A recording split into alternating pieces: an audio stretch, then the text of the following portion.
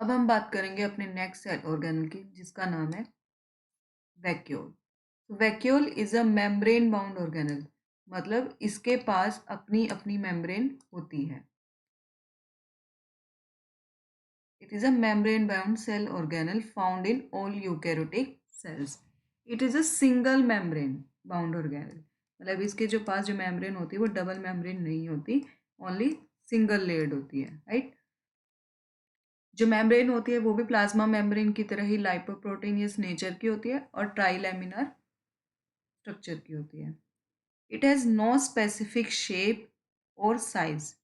इसकी कोई अपनी स्पेसिफिक शेप्स और साइज नहीं होते, ये जैसे इसकी रिक्वायरमेंट्स होती है, जैसे सेल की रिक्वायरमेंट होती है उसके अकॉर्डिंगली अपनी साइज और शेप को चेंज कर लेता है। जो वैक्यूल की मेम्ब्रेन होती है उसको हम बोलते हैं टोनोप्लास्ट। वैक्यूल की मेम्ब्रेन को क्या बोलते हैं? टोनोप्लास्ट। और इसका जो साइटोप्लाज्म होता है, जो वैक्यूल का साइटोप्लाज्म होता है, उसके अंदर क्या क्या कंपाउंड्स होते हैं? वाटर प्रेजेंट होता है, inorganic and on organic molecules present होते हैं, और कुछ एक एंजाइम्स प्रेजेंट होते हैं, and some enzymes are present in the cytoplasm of the vacuole.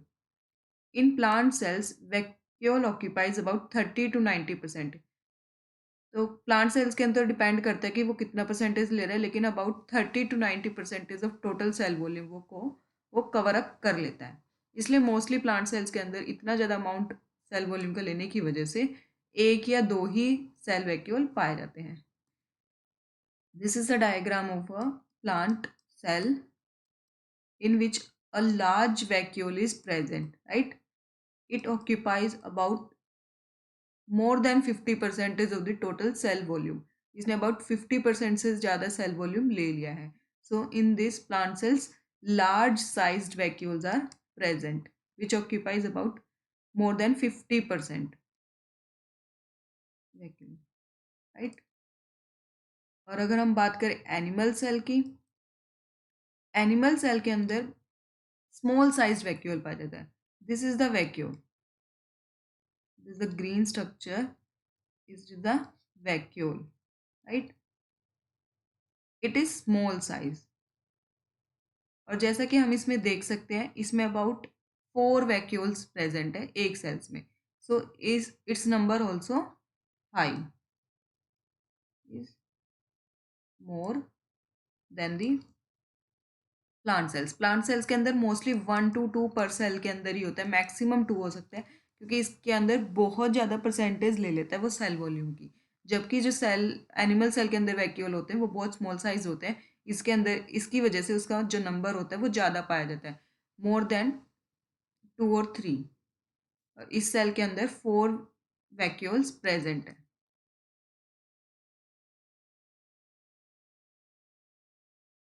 अब हम बात करेंगे टाइप्स ऑफ वैक्यूल्स की. वैक्यूल्स के टाइप कौन कौन सकते हैं? पहला है गैस वैक्यूल्स. ये प्रेजेंट होता है blue green algae, that is cyanobacteria. Blue green algae का दूसरा नाम होता है cyanobacteria.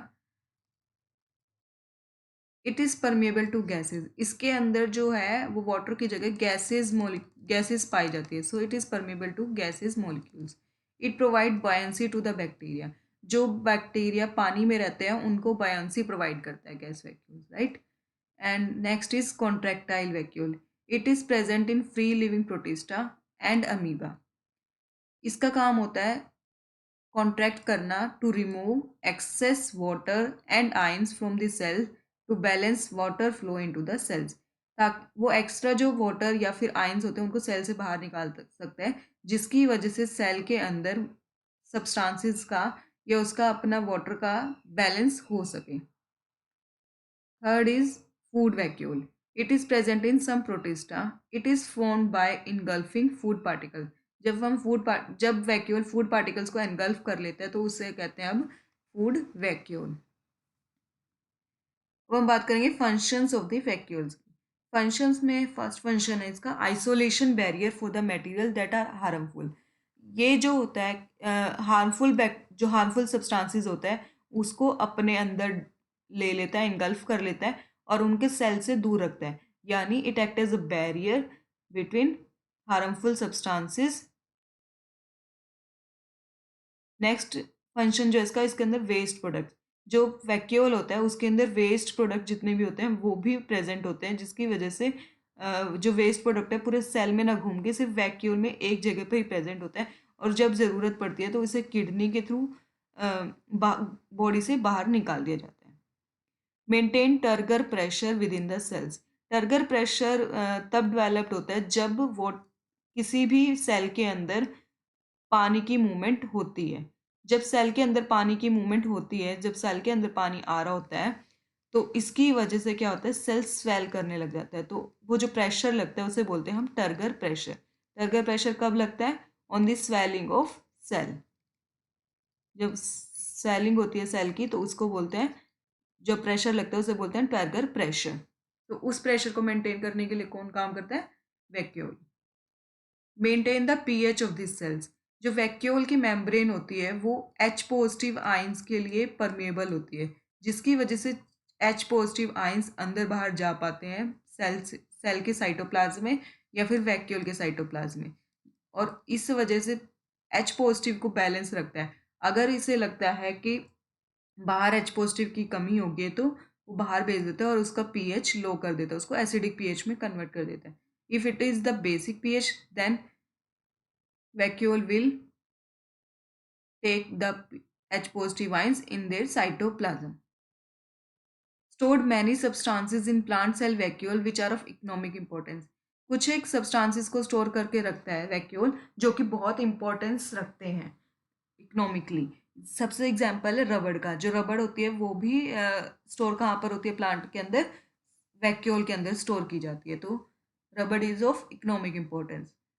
Vacuole also store some pigments, जिसकी वजह से जो फ्लावर्स हैं उनको स्पेसिफिक या सर्टेन कलर प्रोवाइड होता है जो कि पोलिनेशन के दौरान हेल्प करते हैं।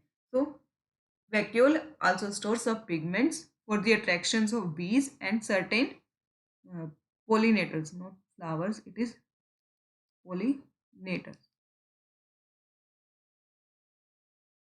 and certain pollinator, right? If you like it, please like and share this video, subscribe the channel and press the bell icon to get notified for more videos. Thank you.